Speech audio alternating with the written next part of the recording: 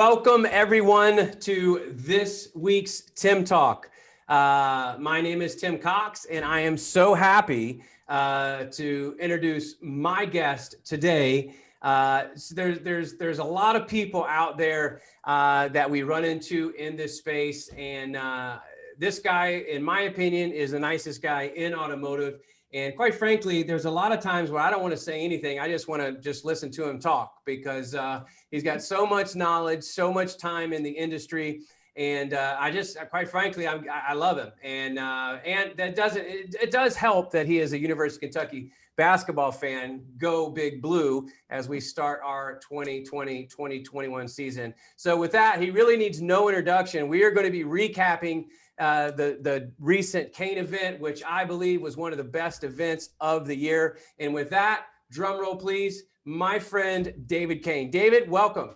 Well, thank you, Tim. And you're right. I mean, as much as I'd like to concentrate on automotive, I think we ought to dedicate this program to talk about the new Kentucky basketball season and all of the important elements of getting everyone healthy so that we can have a good March Madness, because I think we're going to put some more hardware into our trophy case there in Lexington. One could only hope. You know, I have been reminded, I went to 2 basketball games last year, one of which I had the privilege to take you and Sean Niffen and several other dealer friends during Kain. And unfortunately, both games that I went to last year, the Cats lost at home. So there's a picture of me outside Rupp Arena. I'm not sure if Coach Cowell is going to let me into another game, but maybe I can sneak in, just say I'm part of the Kain family. Maybe that would work. You know, it's interesting. The basketball season, sporting is all really a good parallel to what we're experiencing in automotive. We want to play the typical automotive game. We want to, bring all the fans in, and we want to do all of that. And what we're finding with COVID and all of the safety precautions that we all definitely want to take part in, because to a person, all of us now know someone in our family or a close friend who has had some traumatizing experience from it. So, the fact is, we can't do business as usual, and we can't have basketball season as usual. So one of the things I'd like to share with you is some of the feedback that I got during our event really were wonderful strategies for what we can do to make automotive successful as we wind down 2020, which we are all glad to put in the rearview mirror. Amen. And how do we turn the headlights on 2021 and really take off in a good fashion? You know, with that said, I saw a post by Frank Lopes. I think you know Frank. Frank's a dear friend as well. And he just posted something. I haven't even talked to him about this because I just saw it on my phone, that there's a dealer in New Mexico that, other than parts and service, are shutting back. Listen, this is not a political thing. It is not. I don't care what news station. I don't even watch the news. I can't. It's all negative. But I am telling you, we have to prepare ourselves for, no matter what's going on in Washington, we have to prepare on new mandates, and people are getting sick, and we've learned things. There's things that people that have bought cars a different way, especially over the last 6 or 7 months, they're not going to want to buy them differently, especially if they did a lot of the things online. So we can't revert to go back to the way it was. A friend of ours, I talked to a lot of people, but I had a friend of mine that said, it's very difficult to teach people how to fish when the fish are jumping in the boat. And we've had a very successful year, regardless of, I don't want to, the first March, April, May. I mean, we started breaking records, but we have to be consistent and be ready for things not happening. So what are some of the things that stood out? We had many, and actually Holly Ann and I were talking about, quite frankly, some competitors and some people in the space that we had a lot of respect for. But what are some things that really stood out to you that, you took away with, whether it was not necessarily a presentation, but you've loaded your gun per se, when you talk to dealers that represent in all your 20 groups, hundreds and hundreds of rooftops across our country, if not thousands. What are some things that you're excited about and that you've got to get in front of your dealers to make sure that they're implementing these either processes or tools or whatever it may be? Yeah, so, for the longest time, I've been working with clients on business development. And The truth is, Tim, you and I, to some degree, are on the tip when it comes to the opportunities that are generated with strangers. We call new leads inbound phone calls from stranger marketing. And that's great. We want to be spectacular in that. Everything that you and Sarah Fisher during your session really awakened me to the idea that it really is about conversations, and maybe or maybe not, you do need to consider foregoing the forms on your website and exclusively be all about that immediate engagement that comes from chatting. And I liked how you put it. When we fill out a form or we ask the guest to fill out a form, we're basically saying, we don't have time for you, so just do this now and we'll get to you later. So that's a big step forward from what we've always taught from the standpoint of the dealership. When they fill out a form, don't set them on the couch and say, here's the remote to the waiting room TV. We'll be back to you in about an hour, which is what lead response is all about. But you guys are driving it to that next level, which is like, you don't need to have lead response when you're there. So let's be immediate. And I love that immediate engagement. And, whether a dealer's brave enough to get away from form fills or not, I'm neither here nor there. It's really a case of let's be great at both. So if the guest wants to self-select and do immediate engagement, by golly, let's get our team really ready to do that. And we've been teaching that in our curriculum for the last couple of years, because we think it's great to have a third-party company do the communication, but we better get our own team really skilled at that. And I would love for you to hit on some of the highlights, because in tandem with what I'm saying, I think it'd be great to hear you drive home some of the findings that Sarah talked about. Sure. And it's funny that you said strangers, and it's just so ironic. And maybe it's because we're both from Kentucky and we think the same way. I don't know. Maybe we're stripping all that tobacco in the summertime. But, I'm actually reading right now Malcolm Gladwell's, I think it's his latest book, Talking to Strangers, which he unpacks a lot of political stuff, but why people are talking to us. He talks about, double agents and spies and even stuff in history and the Nazi party, but people are right in front of you. He unpacks, people are right in front of you and talking to you, and you don't understand that they're telling you, what they're telling you. And that is a great tie-in. And I do recommend the book. I'm about halfway through it. But, talking to strangers, these people are coming to your dealership, and these people are wanting information. And we have to serve them up. A lot of things. And Dave, you're known for amazing processes, how to respond to emails, how to respond to chats and texts and phone calls. And that's something that Sarah really honed in on, was if someone's chatting with you, don't necessarily try to get them on the phone. If someone's on the phone with you, don't necessarily respect the way they're coming in to you. Another thing that we're launching, actually, I just made this announcement a little earlier. Some of the reasons that we're doing that is talking to strangers is one thing when people are coming into the website, but we've made a very large investment. We are now RCI certified with Reynolds. So now, as we develop this technology and Q1, we're going to be certified with DealerTrack as well as others, and we'll make some announcements there in Q1. But we thought it was so important to even integrate with the DMS, because now that these people are coming back onto your website, I think it's very important that we recognize them and they feel good and they know that, hey, I've shopped here before and I've shopped here, I have privileges, and I know I have a 2015 Camry to trade, so on and so forth. But the reason, her and I've brought her on 3 or 4 different breakouts with me and the stuff that I did this year, just because, it's easy. And look, you hear I know every week you have a vendor, and I'm not, look, we're trying to get better, but hey, I've got this new widget or I've got this. But when you've got an actual dealer that says, in 2018, I did this many cars, we did step 1, 2, 3, and 4, and we increased 2,700 cars. And since 2018, now we've increased 4,000 cars. You might want to listen. So those are the simple things, is quite frankly, keeping it simple, making sure that we answer those customers, because it all starts with a conversation. And if I could drive anything home is that, because most dealers don't have a lead problem right now. In fact, most dealers' problem is they can't get to all their leads effectively. And if they would get to all their leads effectively and treat all of them the same with that same service, man, they'd have more people coming into the store, more people clicking on those buttons, setting up those home deliveries and setting up those in-store deliveries, buying more cars. I absolutely believe that. And you mentioned Sarah a couple of times. She's been proving that for 2 years now. There's no question. And I've got a new business opportunity for you I'd like to explore. And it goes along the lines of what Guy Super and Sean Niffen talked about. It was repeated when Harrison Harbin spoke with Dom 360, and when Jeremy and Lauren spoke with Pure Cars, which is your database and really the lifetime value of your guests.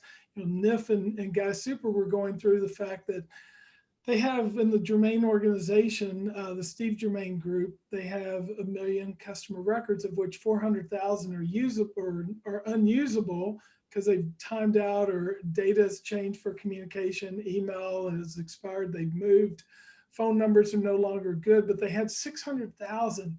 And so we're spending all kinds of money on Google and Facebook and web design and all those other things.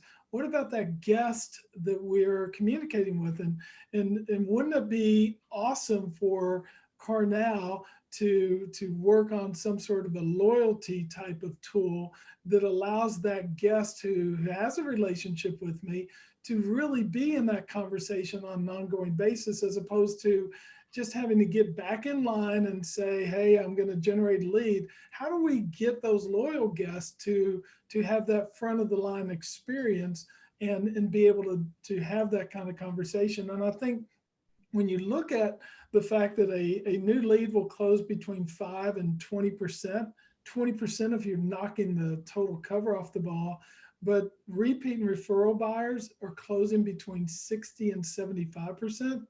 Come on. That's a no-brainer, and I think that's why you see Steve Ressler and the artificial intelligence conversation. And I love AI. I think it's good, and AI is better than a disconcerted or a ineffective salesperson.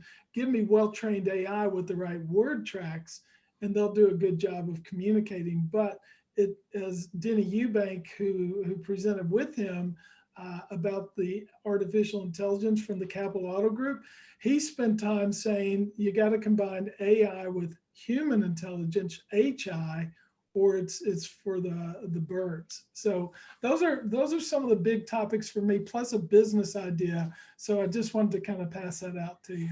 Absolutely. And we are, it's funny that you say that, and we're always working on stuff. So we do have our engineers in Boston, and we've got some really exciting stuff coming out at the beginning of this year. I'll leave it at that. There's a company called Dealer for Life that I actually am going to have on a little later on TIMTALKS that are doing just that. There's been a lot of loyalty apps per se. Those guys have been around 20 plus years, but this is getting some real traction. Dealerships, you touch on something, and it's never, more. I mean, there's some things that aren't debatable, and that 60% close rate on your own customers is not debatable. Think about how when the auto alerts of the world and the equity calculators of the world, and they're great tools, when they came out, 15 or so years ago, the first 6 months, it was amazing. You were selling a lot of cars out of the service drive, and then it gets stagnant or it's harder to work. The fruit is not as low on the tree. But you've got to create, and dealers that get this, get it. You've got to create an ecosystem to where, my most difficult job at the Lexus store in Atlanta was getting someone who just spent 50 or 60 or who knows how much $1,000 on a new Lexus into the service drive for their first oil change. So, understanding, a lot of these, and I think, most of the techno gadgets and widgets that we put on our website are designed to sell cars. That's why we went all in this year financially on figuring out how to create that service drive experience, creating QR codes on, that's 20-year-old technology. But right now, I just ate lunch and everybody downloads a menu on a QR code. right? So now that it's headlined, so making that part, this will be free, cost of the admission for Tim Talks, but something that's been working amazing is make that QR code part of your new car or new pre-owned car delivery. Hey, here at ABC Toyota, we thank you so much. I know times are a little trying. We've put this QR code right in the middle of your gas cap or right in the middle of your door jam. If you want to schedule a service here at ABC Toyota, just take your phone, scan that car, and our call center will take care of the rest. We use AI to funnel it all the way through, and then they can schedule a service. That's being innovative. That is creating an ecosystem, because if I make it easier, and the dealership, when that person goes to trade that car, guess what happens when they go to trade that car? They have to do what? They have to open the door. And then they see that QR code and they're like, wait a minute, I wonder if they're going to have the same, because it's pretty easy to get my oil changed here. You see, so doing things like this, we've got to think differently. Doing things like this, creating that customer loyalty to where it's so easy to transact and service at your dealership that the customer really thinks long and hard about saving an extra $500 because they may not get the same kind of service. Are you seeing stuff like that? Or I don't think I've told you about the QR code. I mean, look, it's old technology, but it's something we've been doing that dealers are just really say is working phenomenally. Yeah, it's so funny you say that, because here in California, and for those of you who know me from being in Kentucky, I moved to California because my daughter moved here and had a grandchild, and Eve and I were at a certain age, and we just felt like this would be a good place for us to kind of come for the next several years. And we're enjoying it, but you're right, they were really quick at implementing those QR codes, and we use QR codes. Nothing, the poor guy who invented QR codes a few years ago was like, this glob stuff. He's like, I sure missed the boat. Maybe he sold it cheap. But boy, it works really well. The other thing, Tim, that really resonates is something that is really in your all's main line of sight with your Drive Now product. And so when your friend of mine, Michelle Denigine with Roadster presented, and then Eric Gordon and Matt Jones with TrueCar presented about remote retailing and digital retailing, and how we need to be very mindful of this consumer behavior. So it's a big marketplace for you. You're not pretending to think that everybody should have Drive Now, but we all know they should, right? But at the same point, some are going to have Roadster, some are going to have AutoFi, and there's about 35 other digital retailing platforms. Just last week that jumped on, right? Yeah, I mean, it's just crazy. And so what we want to do is pay attention to some of the details. Michelle did a study with NADA, and I thought it was really mind-bending. And it talked about the fact that during the shutdown in some marketplaces, some geographies, there was the expectation that salespeople weren't able to go to the dealerships. So some salespeople sold well beyond the 8 to 10 normal units that they sell using tools like digital retailing. And you would think that we'd build a barrier and guests couldn't come in, but they were transacting online, something that a lot of hardline dealers said, no, that's great. Just get them in. We'll use technology to generate leads, but we're not going to do it to sell cars. And I think the study really put a lot of that to rest. Here's the other byproduct of that. And you and I, being old sales managers, we can appreciate this. Isn't it great if you can increase loyalty of your team members, increase their earnings, and instead of everybody selling 8 to 10 cars a month, they're selling 16 cars a month on average, regardless of geography. This is what they found, and it wasn't COVID related. It was process related, which you and I live and breathe every single day. And there's so many things you all have learned from the Drive Now approach. And I had a client in a dealership that bought a car from Vroom and bought a car from Carvana. And the Vroom experience really endorsed the Drive Now conversation strategy, which was lead the guest through it. Give them that guided concierge experience, and they'll buy the vehicle. They won't generate a lead after they bounce out when they get their trade appraisal or bounce out when they get confused on financing. If you hold their hand all the way through the process, through a conversation, they'll buy the car. Yeah, that study, I believe I shared it on our talk, 300,000 conversations. That's 292,917 to be exact. The ones that that did not have a conversation, the close rates were at 5%. The ones that had at least one conversation, they jumped from 12 to 12.74%. It's 254% increase by having a conversation. Yeah, look, it's true. I want people to really embrace and another part, if you there are a lot of dealers, and I won't mention who.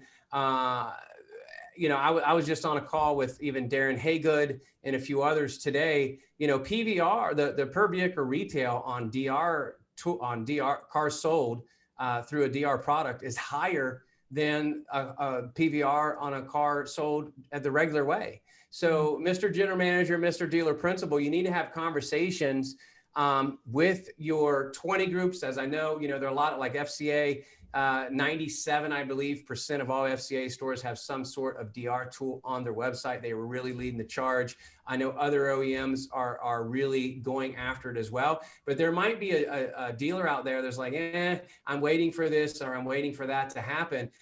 I explain it like Starbucks. A couple of years ago, Starbucks came out with an app, and I know a lot of people love Starbucks because I see the lines, and you can order your Starbucks at home and then go pick it up. Well, it's easy, and the people that download it, they absolutely love it. But when's the last time that you passed by a Starbucks that you haven't seen a line outside? Now, certain states, obviously, I know, based on some are still kind of locked down, but for the most part, they do. Why wouldn't you cast a wider net if we could guarantee more cars sold? And oh, by the way, it's very simple to measure. Go into your source report, then go into a sub-source report, and you will find that the per vehicle retail, I have a dealer that's averaging over $400 higher. Now, our average is between $200 and $300.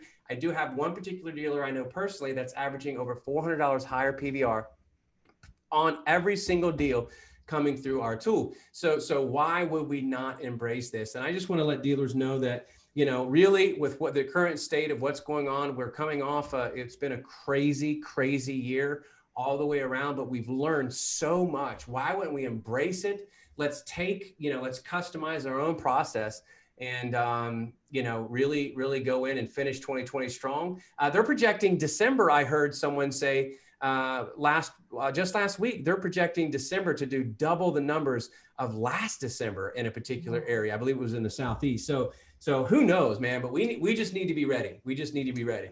Yeah. And, being ready for the future is really important, and take advantage of innovative ideas. You've watched with great attention the dealership best idea awards that we give away each time we do one of these clients and friends workshops. And Ryan Everson won the award this year, and it was through peer voting. And I'd love to make that video available for anybody who'd be interested. We'll make it downloadable. But he spent 5 minutes going through the concept of FOMO, which is fear of missing out, and leveraging that strategy to effectively inspire guests to do what they see other people doing. And he framed it up by saying, if you walk past a restaurant and nobody's there, you just keep on walking. But if there is a line out the door, as you were just saying, all of a sudden it's like, whoa, I got to pay attention to that. And so they've used a lot of technologies in the Garber Automotive Group, spearheaded by Ryan's innovation. And so I'll make that available. That was a tremendous idea. And you and I both have fun when we stand in the back of our live event and we watch those companies fight it out in the Shark Tank, where all of the audience is voting on who's got the best innovation. And SpinCar won it this year. And I thought it was really a great orientation to something you were talking about just a few moments ago, is let the guests go online and research, and they'll self-select. They'll decide that they need to have the paint protector. They decide that they need to have the extended service contract. And given the opportunity, customers will make that. And so SpinCar introduced new tools to that effect, and I thought that was why they won. Then onboarding with their new hire onboarding program, I thought was great. And then Quotable, Nick Captain and his team doing a really great job with technology and delivering a quote to the guest. And so sometimes what's old is new again. And I've seen quoting strategies before, but by far and away, his was the cleanest and best prepared that I've ever seen. And then we had 6 other fabulous companies that competed in that, and all of them are worth taking a look at. So yeah, all in all, Tim, it was a spectacular show. And I know it was a little nerve wracking doing it all at my desk and trying to weave everything in. But as you and I were talking before the show, I've become so much more effective just sitting in my office with all this technology. I can do 6 customer engagements a day to assist them, as opposed to doing Because you're not traveling. 1 or 2 a week, because I'm not Yeah. spending 3 or 4 hours in airports and on airplanes. No, absolutely. And the funny thing, those of you that don't know, obviously David is a car lifer like myself.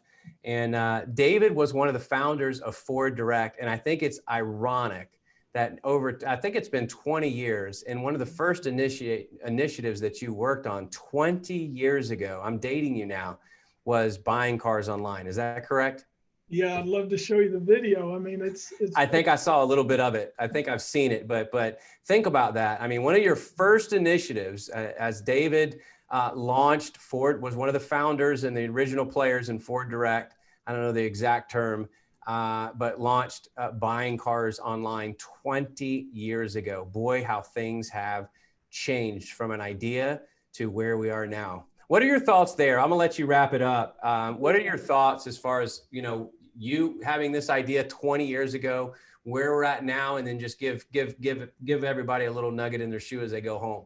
Yeah, so I'm the QR code guy, right? Yeah. So 20 years ago, the founders of Ford Direct, the dealers on the 2000 Ford Dealer Council created the concept of what we called the shrink wrap deal, to where the guests would go online to Ford Direct, they would pick out their vehicle, get their trade value, arrange their financing, and they could have it delivered at the comfort of their home. And so a friend of ours, Joe St. John, he and I were talking about 3 years ago when I first met him, and Joe goes, "I've been doing digital retailing for 3 years." And I was like, "I've been doing digital retailing for 17 years." Now, the truth of it is, it really wasn't ready for the time. I mean, in 2000, we had a call center, and I was chief operating officer of the company. So I'm watching expenses. And so we got a call center, we've got people who are going to, deliver vehicles and so on and so forth. We were ginned up. We just knew the time was now. But at that point, nobody was leaving their credit card on Amazon. Nobody was hailing Uber rides or doing all that stuff. None of us know how many credit cards we've had that are now out in cyberspace. But back then, nobody was ready to do it. Dealers weren't ready for it. Now the time is right and ready. Yeah. And we've got to be prepared for it. We've got to be designed into the conversations, and we've got to really be ready to embrace the consumer where they want to buy. And whether it's in the dealership, totally cool with that. If you're a store and you still say, "Hey, they got to come see us," I don't trust it, all this online stuff, great. But if you're gonna survive into the future, you better start building that framework for that. That's awesome. Listen, if you don't know, I'll give you a shameless plug. David does, if I was starting a dealership and I sat back in the chair managing a store, David would be one of the first calls that I would make to make sure that my BDC was trained, to make sure my BDC was prepared, to make sure that I was answering all of the leads and giving every single customer. Imagine that if you had 10,000 leads and you actually spoke and communicated in such a way with 10,000 leads that came into your box. I mean, who knows? But listen, David, we will do this again. Thank you for being so gracious. We're almost out of time. Thank you for being so gracious and coming on. You are truly one of my dear friends, and I appreciate your objective view. And just your heart for dealers and just wanting dealers to succeed and wanting us all to succeed. Ladies and gentlemen, with that, we thank you so much for coming and enjoying another Tim Talks. Again, as we always say, no one is smarter than everyone, and let's just continue to get better together. Thank you guys so much. We will see you next week.